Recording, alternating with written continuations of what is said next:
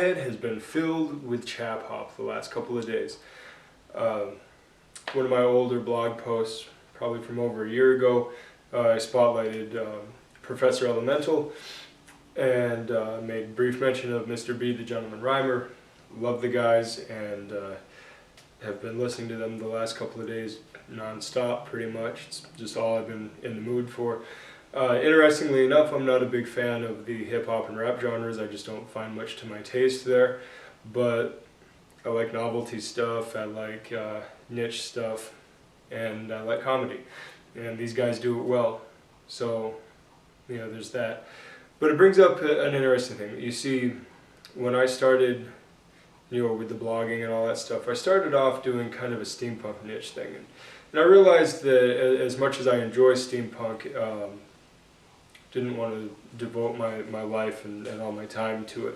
I'm not a purist by any means, and something that, you know, I'm a nerd, but I'm a hobbyist nerd. I'm not an obsessive nerd, which I guess kind of goes against the definition of nerd. I'm into nerdy things, you know, classically nerdy things, but I don't get obsessive and take ownership of those things. But I want to tell you a little bit of why I love steampunk, and of course the kind of related speculative historical fiction surrounding it. I'm a fan of Days Gone By. If that's a soap opera, I'm not a fan of the soap opera. Sounds like it should be a soap opera. But I'm a fan of history, I'm a fan of historical fiction, but I'm not a big fan of reality fiction. That, you know, if fiction is supposed to be an escape or an idealized version of, you know, what we experience day to day, then reality fiction feels kind of pointless. You know, maybe that's just me. But I really, really enjoy speculative historical fiction. And now you might be saying, well, isn't all fiction speculative? Well, yeah, I mean, yeah, but, you know, fiction is more about it just being made up. Speculation is more about asking the what if. And I say that because with the steampunk genre, with the correlating diesel punk and, you know, whatever that pre-steampunk era might be called by some of you purists, maybe you have a name for it, that area of time, there was kind of this bridging between the old, you know, agricultural era and the industry, you know, the Industrial Revolution getting its feet, and then the modern, you know, urban, industrialized, you know, fully, truly urban and industrialized era.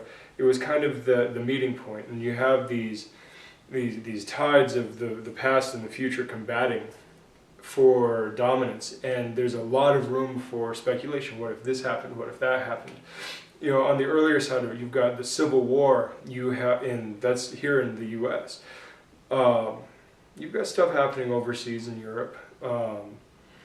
You've got one of my favorite points. You've got the end of the samurai era in Japan. You've got Hong Kong opening up to Westerners.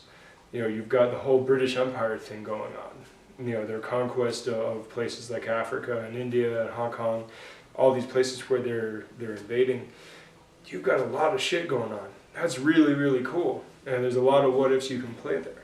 Moving past that era, you get to the end of the Civil War, and you've got the cowboy era here in the U.S. You've got the Victorian era of just amazing ingenuity over in Britain and throughout the British Empire, which spanned, I mean, you realize it was the largest empire in history.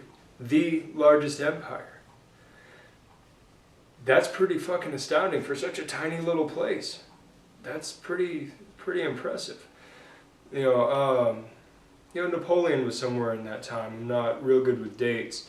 You know, as a fan of history, I'm not good with dates. It's not really good, that's not really consistent. But once again, I'm a dabbler, I'm a hobbyist, I am not an obsessive. But you've got all this stuff in there, and that's pretty cool. And then once you kind of get done with the cowboy era, and you move into the 1900s, the true turn of the century, you've got the Edwardian era, which most people seem to accept as still part of the steampunk bit, and that goes through the first decade. And then you start edging into the tension in Middle Europe that leads up to World War I. If you're going to put a hard line on steampunk anywhere, because there's a lot of play, people will push it back as far as the Civil War, people will push it forward, up through World War I. If you're going to put a hard line on it anywhere, I would mark it by wars. Civil War in the U.S., and then World War I. Kind of bookend it pretty absolutely. It really should be a smaller section, but, that's for purists. I'm not a purist. And you get into World War I, then you're really starting into diesel punk. The era of steam was kind of over, gaslight was kind of over, you're moving into electricity and Nikola Tesla and Edison, that bastard, and and you're moving into the creation of things like the motorcycle and finally achieving flight. Airplanes and whatnot. We had blimps, and the Zeppelin is kind of the hallmark of the steampunk movement, but it's moving past that, moving into maneuverable aircraft. The diesel punk genre is very, very, very cool, and a lot of people will kind of commingle them. I find that stuff very fascinating, and you move that all the way up through, say, World War II, up to the point where once the jet engine is created, you kind of got to call it quits. But here's the cool thing. In there, you also have the beginning of kind of the film noir era. You start getting into modern mafia. You start getting into automatic weapons. You start getting into, the sullen detective smoking a cigarette in the jazz bar. You've got jazz. It's cool, man. It's cool, and I love all that stuff. I'm a fan of H.P. Lovecraft, and that a lot of people will kind of bring Lovecraft back in time a little bit to feed some of his horror and imagination into the steampunk thing, and I think that's great. If you want to play with it a little bit, move towards the World War II side of things. You've got in modern stories, you've got Indiana Jones. It's a World War II story to start off with. You've got Zorro. You've got any of the cowboy films. You've got samurai stories. Really samurai are quite a bit early, but that's on the opposite bookend. You got so much cool stuff. You realize, Abraham Lincoln was a catch wrestler. Teddy Roosevelt was into, had learned Japanese jiu-jitsu. By the 1920s and stuff, you've got Ip Man coming into prominence in bringing Wing Chun to the masses. That didn't really start happening until a bit later, but still, it's there. Hong Kong was opening in general, so you've got Chinese martial arts coming through. Helio Gracie down in Brazil. Yeah, Brazilian Jiu-Jitsu didn't really get popular until later, but goddammit, Brazilian Jiu-Jitsu started early. Started back in the, those early years in the 20th century. The end of the 19th century and the beginning of the 20th century, there's a lot of cool stuff, and that blending of the two is so much fun to play with. And so for me, as a fan of martial arts and fitness, you've got the old-timey strongman, you've got the carnival culture, you've got, Asian martial arts coming in, you've got Western martial arts. You realize, the French were finally bringing into fruition these ideas of Savate and Defense dans la rue. They're awesome. I love them. You've got Bartitsu, which was typoed into the Sherlock Holmes stories. I'm a huge fan of Sherlock Holmes, and they typoed it, and it was Baritsu in the Sherlock Holmes story, but still, that's there. You've got the the Queensberry rules coming in with boxing. Right, we've got wrestling, we've got boxing, we've got Chinese martial arts, we've got Japanese martial arts. If you really want to play with it, you've got the Brazilian take on a Japanese martial art. I mean, you've got man, you got so much stuff. It's so cool. And then on top of that, you've got the technology. What if steam power took us this far? What if gaslight took us this far? What if diesel took us this far? What if we kind of played with this and that? What if Tesla's ideas worked out more and we got more electrical stuff?